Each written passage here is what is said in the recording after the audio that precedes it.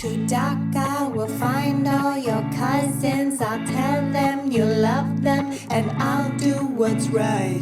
We'll stand at the embassy, we're protesting everything, and I'll take your picture and you'll sing my song. It goes, I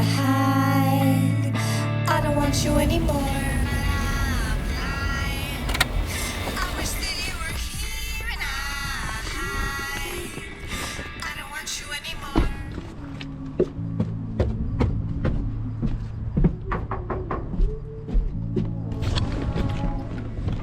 Thank you. I wish that you were here.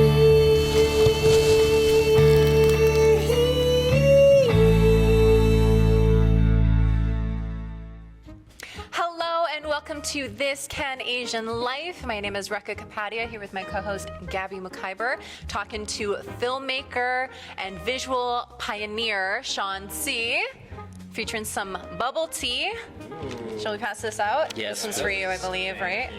This one is for me. Yeah, go ahead. Straws for everyone. Except for Gabby. He's fine. I'm just kidding. What did you guys get? I got a brown sugar bubble tea with the pearl. You know, this is like highly contentious territory here. I think it's very personal, but I usually just stick to my thing. I'm not like that. What did you get? Exciting. What's so... Green tea, milk tea, but I guess my exciting part is the grass jelly. Oh, Okay. I'm not like the bubbles guy, I'm the grass jelly guy. So, Okay. yeah. Why grass jelly? Like, what's... I don't know. There's just something about grass jelly I like. I know it's kind of a weird texture. It's like slimy, kind of, you know. You're not selling me on this. No, I know. I totally understand why people don't get grass jelly, but personally, I just love it. You have to get it on like- the first try. Ready? All right. Yeah. One, two, three. Let you guys have your moment. Yeah. First try. Actually, you know what? We should have done it like blindfolded, and then like that would just Like, to do up it, the ante. Like, the hand. Yeah. style. Like, That was so good. first sip is always refreshing. Just the first sip. The rest of it just is the worst. Why are you grilling me? I'm just saying. This is really good. I think the brown sugar is the way to go. Harvey actually, who's off camera, this is his favorite. So Yes, it is. yeah. So this is Harv's favorite. He's the kind of the. I guess who really introduced you? Because I had to be introduced to this. I don't know if like y'all just knew about cocoa and y'all just knew about bubble tea places, but I would say Harv was my introduction to bubble tea and its awesomeness. Do you guys have kind of someone who was like, this is the spot? You walked out of the womb knowing you liked bubble tea, didn't you? I have no idea. I really don't know when though, but it just seems like it's been Like part you. of mainstream, like my mainstream world forever. Okay. Okay. Anyways, but yeah, how about you guys? Like, For me, it was my mom. yeah. My mom took my brother and I to bubble tea, and I can't really remember the very first time, but I remember our very first flavor was avocado. We're all about that fresh avocado life. It's great. I don't want to hear no judgments. It's okay. It's not the It's go-to great. flavor. What are you talking about? but It's okay. so good It's for okay. you too. It's okay. It's not right, but It's healthy. I was gonna It is. say when I first got these, I had no idea what I was like getting, and so like the first sip, I was like, because like I didn't know how these. I don't know why I thought these like melted, and so when we drank it, instead they're like solid. So I was just like, this sucks. And then eventually learned that you got to chew on these, and there's a whole thing to it. Harvey taught me. So what you're saying is Harvey just said, drink the whole thing. This man figure literally it out on your own. let me sit there and choke it for like 5 minutes. before he was like, "This is how you do this," and I was like, "Thank you." You're sitting there trying so hard to be polite. Like, this is great. Yeah, Thank you, because friend. of course, like it's a new place and you're going in there, so I'm like sipping. I'm like, like, and he's like, "How is it?" And I'm like, like, and he didn't say anything, so it was good. It was fun. And now you guys are best friends. Yes, that's how our friendship formed. Those are the best kind of friendships. You know, the first time Yeah. traumatize your friend immediately. It lives with you forever. That's a really nice jacket. I did want to know how it is that you would find an article of clothing like this. This is very like cultural, right? Yeah. So in Chinatown, there aren't that many shops anymore, but there was one called, I think, Asia Bookshop. And yeah, it has all different types of Chinese New Year and Chinese-centric knickknacks, clothes, books, and stuff like that. And yeah, so that's where I got it. Cool. So there are dragons on the front, and then what about on the back? Is it still like very similar yeah. design? There's a really sweet. Ooh. Whoa, Okay, that's okay. cool. That's very cool. I've honestly, I don't think I've ever seen anything like that jacket before, not in person. Maybe in like films, and I don't think I've ever seen it. I was gonna say video games. Yeah. Oh yeah, video games. It's very Final Boss, Definitely. like. Yeah, no. you know? When you guys saw me for the first time, you're like Sifu, and Yeah, yeah. to me, and we're like, don't fight me. And then we're like, we're gonna have to fight And this I was guy like, to I earn his won't respect. Fight, don't Yeah. worry. I just am trying to, look, presentable. Don't know if you like also like noticed that like. Yeah. I love this T-shirt because I do a lot of work in Chinatown. If you look really closely, there's like all the red on this heart is like fading. The cameras Almost won't looks get like it. a It's fine. heartbreak. Yeah. Like it looks. No. Like my heart is breaking. Is now. this something For that you Chinatown. designed And as it's well? kind of like symbolic because like Chinatown really is like in many ways like not in a good place right now, and so I mean I tried as much as possible to rep Chinatown because I love it. It's pretty OG to Edmonton, especially, right? I mean, Yeah, no, it's stories and histories and things that I think really have made Edmonton what it is today, right? Yeah, definitely. So you absolutely love Chinatown. And Yes.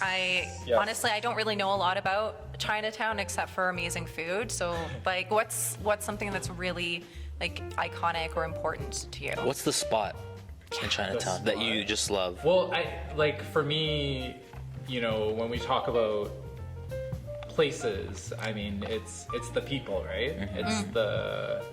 It's the things that happen within community, and Chinatown has all the very surface things that are very, very important, like the business aspects of it, but it also has like such amazing martial arts classes, different types of sports like that are going on at the Multicultural Center. There's even a Chinatown library. There's all different types of like classes that go down. We have like a pretty thriving like Chinese opera scene here, which a lot of people don't know about. I right? did not Yeah. know there was anything specific so like that. one of the really amazing things about having access in a way is that you just really get to see like this really vibrant side that unfortunately people don't know about in a way, right? And so Yeah, I had no idea. Actually, and I don't exactly know what the kind of solution or like the way to get the voice out there a bit more. I guess this could be a platform. Yeah, right? definitely. Like, a way to like chat about it and related to like the legacy piece, like what and how and what are we doing as a community to like uphold it and make sure that these stories don't just disappear. And so filmmaking is a great platform for that. For those stories that you're trying to tell through filmmaking, what are there like specific experiences like in Chinatown, or is it more like a setting for you? Like, how do you incorporate that in your filmmaking? Things happen because there's community stories always around, right? And so it could be the start of like one person mentioning, a really cool history point about goji berries. I don't know if you guys know that the Shaw Conference Center used to be built like that hill, Grierson Hill, was like full of goji berries until they decided to build Shaw Conference there. And so you actually had like people going to pick goji berries on that hill and like coming out of the bush with things of goji berry, right? And I don't know what a goji berry is I at didn't this think point. that they I'm too afraid Yeah. to. I didn't know they could there's- grow in Edmonton and climate, can what's they? really Yeah. cool is goji berries, like when they found out that they were gonna come and essentially like take over that hill, a bunch of the people that knew about those goji berries, and so it's just like a plant, it's like a superfood that's like really trendy Okay, now. okay. These Oh, like yeah. little small red Oh, dried yeah. berries. Usually put them into soups or drinks or whatever. Like people actually took the goji berries out before they did the demolition, or like they cleared the area.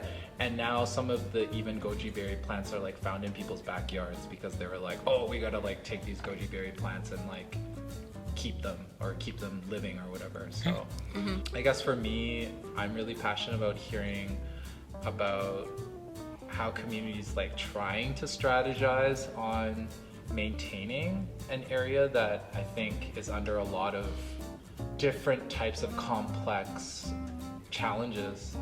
We have like a pretty dire, I would say, situation when it comes to, and we still need to very much address like houselessness here in our city, and so in many ways negotiate and share space with folks that are vulnerable, I think has put a lot of stress on, Chinatown businesses and certainly, adds to the tension of what Yeah. exists there.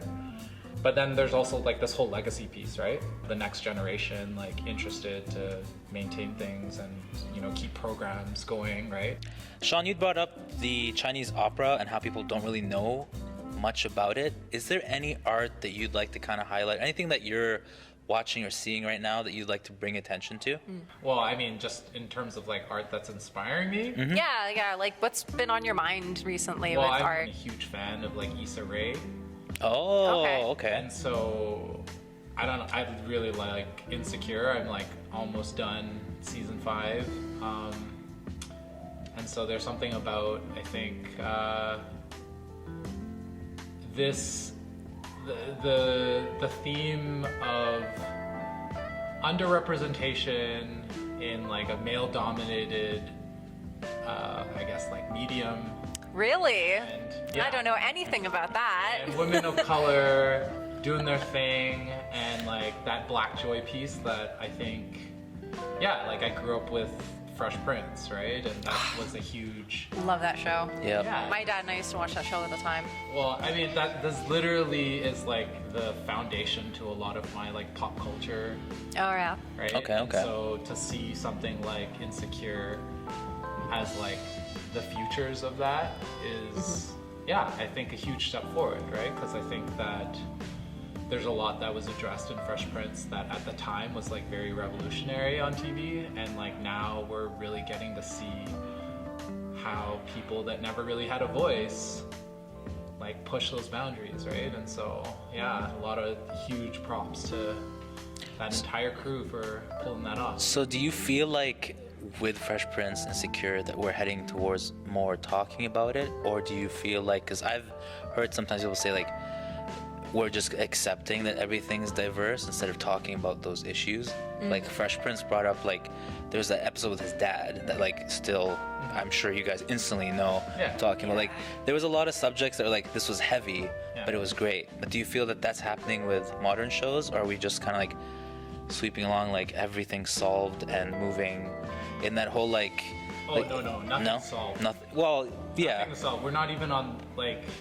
I think we're working towards like the representation is only one aspect of it, but it itself is probably the first thing that needs to happen, and then there's going to be a ton of mistakes, right? And so just because we have some representation from folks that we've never heard from doesn't mean that they're going to have like answers for everything, right? And so I think even that the tokenization of us as racialized bodies, right, is that Even in hey, you can solve BIPOC issues for me, even in like your friend group, like the token, right? Yeah. You And meet so- another token, you're like, I'm the token it's not here. fair to say like, oh, Insecure is gonna like do like change things, you know what I mean? Like I don't think that that's fair to like put that pressure on any of those artists, right? Like I think that they're just trying to do their thing, and it's awesome. Like they're just speaking truths, right, of what their truths are. Yeah, it's also nice to see yourself or like someone with your skin tone or background or culture, any of those experiences on a screen. It's kind of nice to do that. Do you feel like you get a lot of representation in the art that you're taking in? Well, I mean, I think the fact that like the things that I vibe with are like fully within like the Black culture kind of show, like in many ways, like shows that yeah, there was a major underrepresentation of like Asians in mainstream media. No shade thrown at all the amazing Asian creators right now.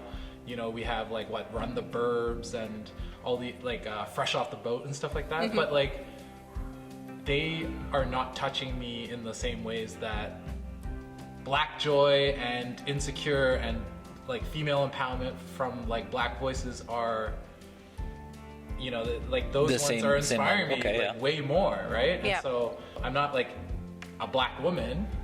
However, why is that content moving me more? Probably simply because like I'm just way more familiar with Black folk as like my mainstream type of media, right? Yeah. And so, you know, I think that's like the same type of thing. It's like we need more Asian representation and we need more Asian content out there for us to tap into the different like interests of what Asians like. So like in your projects right now, especially a short film that you just put together, I just saw, Kendrick, You're Home, right?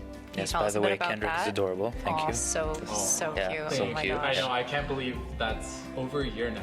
Oh, really? Wow, We yeah. did that, and so, you know, he was like barely walking, and now he's like running, and yeah, it's just amazing to see life for almost a 2-year-old in terms of that representation, and also like centering around a voice that I think I'm still finding.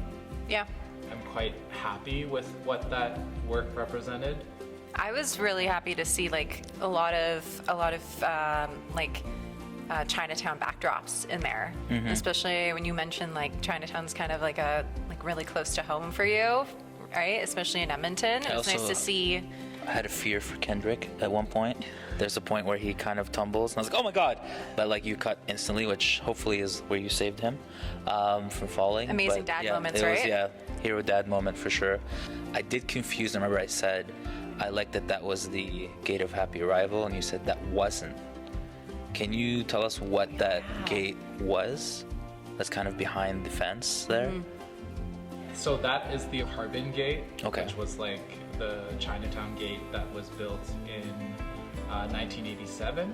It was basically our first like Chinatown gate, and so it was removed in 2017.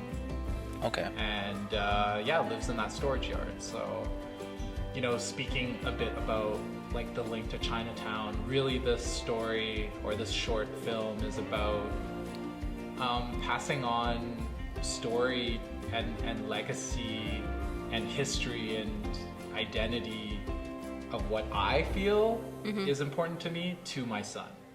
Okay. And so if we're really talking about trying to, you know, make sure these stories don't disappear, then this is the home video that I've created. The entire thing is really set to speak to Kendrick. Yeah. That is the focal audience point, and you know, in many ways, like the viewers like getting to participate in seeing what is meaningful for me to pass down to Kendrick, like from father to son. No, it was very adorable to even have him in there. I think it also must be kind of insane for him to witness this, and because it kind of happened in like a pandemic era, which like if he sees 30 years from now, he's gonna be like, whoa, there was this whole global event, pandemic of course, and then like you took him out during it, and like everyone was kind of, even the people you talked to that arrived and stuff and waved to you, kind of kept that distance, and who There knows was what the still that like feeling of community though. Yeah. I think that was like such a sweet moment for the lady to ask if she could like take a picture for you guys together. Like just such a sweet little moment. Is that like something that's really normal for like the Chinatown community, especially like when you're just out? Yeah, you know, I think having a baby anywhere just softens everyone up, right? And so that moment I specifically wanted to put in there, even though like the angle was like terrible. But I think it really did encapsulate like a lot of the positive energy that people don't talk about enough in Chinatown. Like they are generally, you know, really unfortunately, like there's a lot of like darkness or like just negative feelings whenever we bring up Chinatown. And so yeah, I think it was really important to like add that in and be like, you know, there is a lot of like really great vibes, like, and that is so true. And there are like there actually were multiple instances where I had people like very warmly coming up to us. It's such a wonderful feeling of safety and a feeling of community that I'm glad that you guys picked up on, because Yes, we're attentive viewers. We are sometimes. Yeah. yeah. But you know, I'm also curious what you guys thought about in terms of even like the Cantonese. Oh, I thought it was so cool. Because like, especially with, I don't know, do you speak Cantonese around him a lot?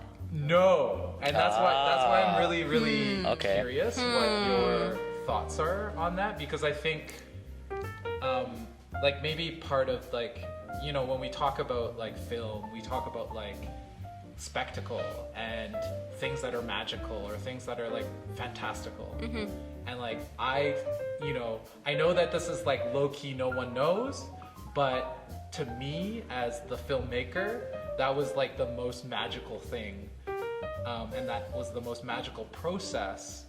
Unfortunately, people probably don't know that unless they know me very personally, is that I'm not a good Cantonese speaker, right? No, well, Really? No, and people who speak Cantonese probably like realize like For terrible. the audience members that stayed for the credits, you saw Right. that there was translation credits thanks to mom and dad. Yeah.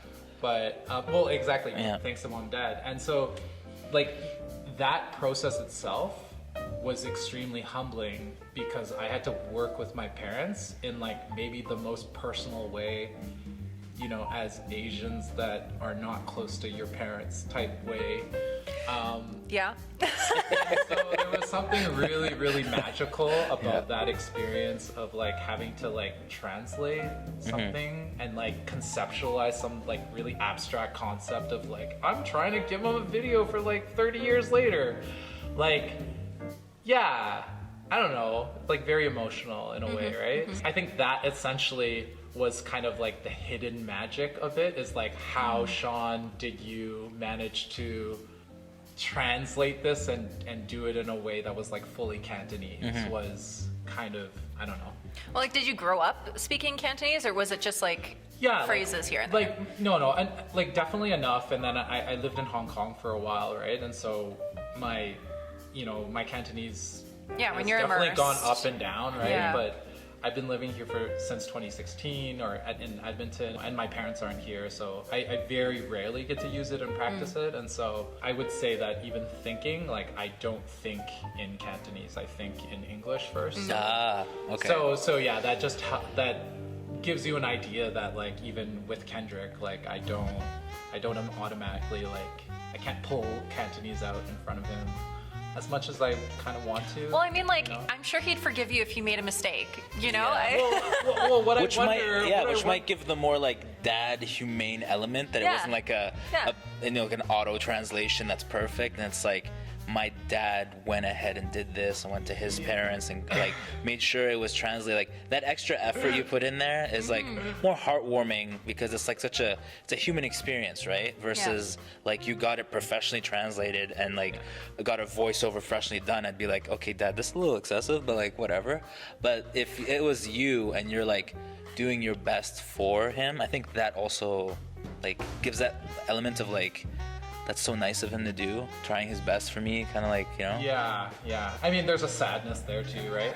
Like the loss of language is a huge part of the loss of identity in a way. So I don't know. Maybe it speaks to it. It can, like, even when I think about it as like a piece of work, it's kind of sad, right? So I don't know. Well, you got to do more, Yeah. right? Yeah. Because I mean, after the first one, there's got to be more as he's growing and learning, and especially like the more you practice, the better it'll get. He'll get to listen to that. I mean, if you speak in front of him, he gets to listen. That's how my mom got me familiar with a lot of like Filipino languages, because there are multiple dialects. It's not just like Tagalog. It's like multiple regional languages that are very, very different from each other.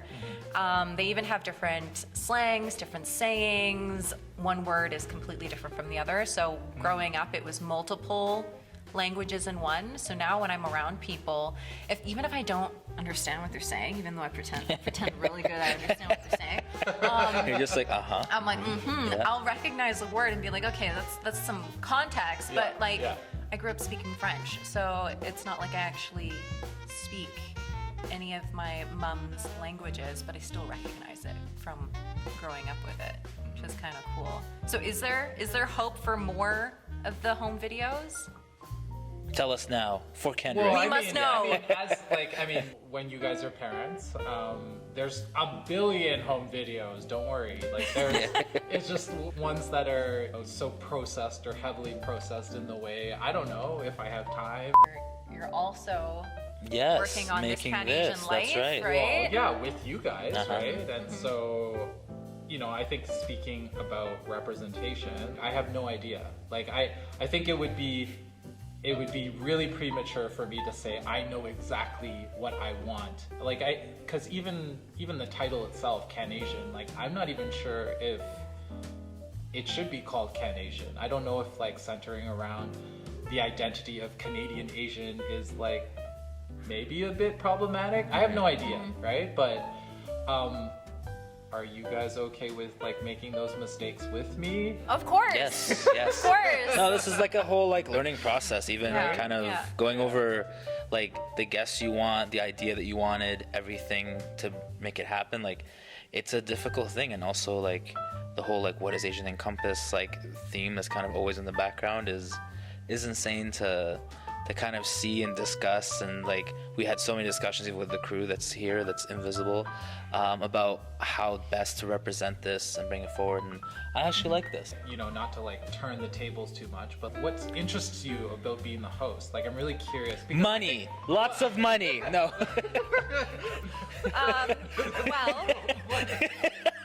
Well, So as like someone who sees a need and a gap for this, I can speak to that, right? But it would be a huge assumption to say like that is your story. Like, and I shouldn't, right? And so I am curious, like, what interests you about co-hosting the show?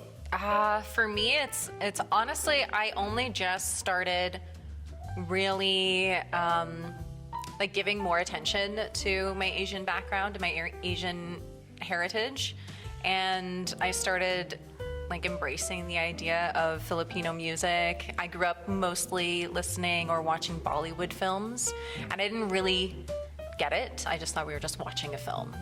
That's all it is. But I'm realizing now I was learning so much about culture that I didn't think of it as like that's the main event of my life. I was just like, oh, it's just something we do as a family. We don't talk about it. But it's interesting now to get into it and to like talk about it. You know, like it's normal. It's not just like, oh, where are you really from though? Like I'm from Canada. Are you? Right? That's also like the tough one. I guess for me it was more because like the Middle East was just that like bizarro, like it was like on the edge, like no one really considered it Asian. So when like everyone kind of said the term Asian, they never really I kind of included it in there, and it felt like it was its own continent, even though there isn't a continent for the Middle East. And like even me saying Middle East is like a faux pas, because everyone's like, the term's actually Central West Asian, which I had no idea about. So like exploring that and figuring out what that means, because I guess I'm like the first gen. Like I moved here when I was 11 years old, so learning about like Canadian culture was a huge deal, kind of teaching my family. Yeah, that's why this was kind of like important to me to kind of come through and listen to stories and understand what it meant to be CanAsian. Yeah. I mentioned before that there are like these potential problems that even that term exists, because to almost perpetuate the fact that yes, these borders are real can be quite polarizing, and I don't want to at least like impose this idea that, oh yeah, like even within the continent of Asia, that is the thing that makes you Asian. Right? Yeah, how do you So- categorize that classification? Yeah.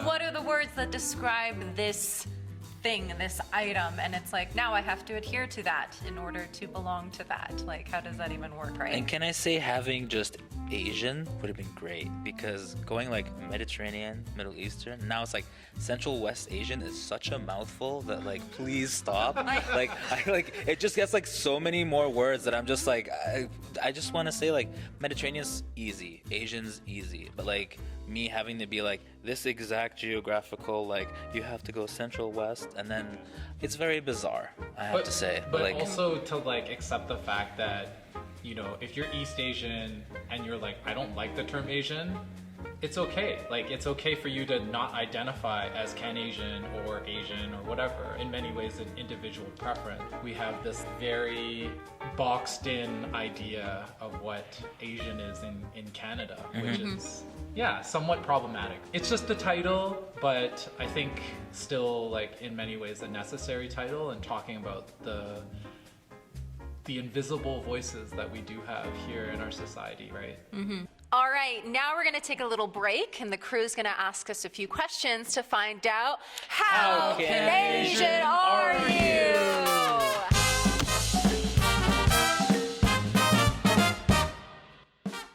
3, 2, 1. All right, question number 1. Which of the following Chinese dishes are uniquely Albertan? A. Chicken chow mein. B. Kung Pao chicken. C. Sweet and sour pork. D. Ginger beef. Rekha. Ginger beef, please. That is correct! Yeah! We knew that. We all knew that. All right, here we go. Question number 2. Canada celebrates Asian Heritage Month during what month? A. December. B. May. C. February. D. October. Shawn. B. May. That is correct! What? Shawn is almost I didn't know that. That's my birthday too, so best month, whatever. Question number 3. Which of the following is a Canadian champion and world's champion men's figure skater of Chinese descent? A. Wei-Sin Choi. B. Norman Plum. C. David Lam. D. Patrick Chan. Shawn. Patrick Chan? That is correct! I was so scared I was going to get that wrong. I should have just guessed it. Alright, question number 4. During the Second World War, thousands of Canadians were forcibly evacuated from the West Coast because of their ethnic origin from Canada. Who are these Canadians? So sorry. Please No, continue. no, she got it. She got it. No, what's your answer? The Japanese. That is correct! Yes, I know my history. I buzzed this so many times, no one's called me. It's called reflexes. Yeah, but he's Look watching. at He's the leg. watching. He's Look at the watching. leg, look at it. He's watching. There's a He's bam, watching. and then it He's says watching. it. Question number 5. The famous Canadian scientist and broadcaster David Suzuki has a PhD in what? A. Neuroscience. B. environmental sustainability, C, zoology, D, conservational science. Gabby. It's B. That is incorrect. D, conservation. That is incorrect. I know it. B, sustainability. I said that. It was wrong. Incorrect. David Suzuki has a PhD in zoology. Oh, well, that makes makes a lot of sense. Same incorrect answer. I thought if I had the confidence. Are you listening? What? Okay, all right. Question 6. Oh my God. I haven't gotten one. In what year did Asian Canadians win the right to vote in Canada? A, 1937. B, 1947. C, 1950. D, 1949. Gabby. 1947. Incorrect. 1949. That is correct. Nice. Oh Who my was the first Chinese Canadian mayor in Canada? A, Arthur Lee. B, Vivian Foy. C, Gary Marr. D, Peter Wing. Go ahead. No, you first. You first, please. I insist. Shawn. Gary Marr? That is incorrect. But, yeah. D. That is correct. Say their name. Patrick. Peter. Wang. Ah. To Peter Wing? Peter Wing. Okay, Peter Wing. All right. The first mayor of First Chinese. Canadian mayor who was elected to the joint office of mayor. Wow. Interesting. Which city? Kamloops. Kamloops. Way to go, BC. Nice. 1966? Yeah. Wow. Wow, that's progressive for that time. So question number 8. Who is the Indian-Canadian director, producer, and screenwriter known for the epic Elements trilogy? Fire in 1996, Earth 1998. Shawn. Deepa Meta. That is correct! I was gonna say want the Mira multiple Nair, choices. but Yeah, I knew it was Deepa Meta. I knew it was Deepa Meta. Wow. So now that we know that Shawn is the most CanAsian out of all of us, Yeah, the entire game was rigged. My buzzer was half working. yeah, that sounds like a lot of excuses over there, It's Gabby. not. It's okay. Whatever. Sean knew a lot of stuff. Good job, Sean. No, well, no, to be fair, I'm, probably have 10 years on you guys. Wow. Look at all the cheating going on here. Yeah, but Yeah, it's fine. yeah. All this learning that he's done ahead of us. Yeah, that's right. Right. Well, thank you guys so much for watching, and thank you, Shawn, for coming out and joining us and telling us so much. Can you tell people where they can find you if they want to check out what you're doing? Yeah, on Instagram at p.shawn, and you can also check out some of the film work that I've done at followmedia.ca. Thank you guys so much. I'm Rekha, I'm Gabby. and see you guys next time on This CanAsian Life. It was good. It was a fun experience. Rekha did an awesome job as a host. I know. That's what I'm here for. Okay. So I had a really good time. It was my first time ever hosting something. So it was an interesting experience trying to navigate like what stories to tell and how to tell them and what to dive deeper into. So it was definitely a really cool way to try something different in front of the camera. And It's great to have so many passionate people behind this to kind of push it forward, and I'm glad that this got the funding it got, and hopefully we can make more of these for you. I feel like it's a little bit personal for me, just because I get to learn not just kind of like who I am and my identity, but people that I work with. Editing it, that's going to be an adventure.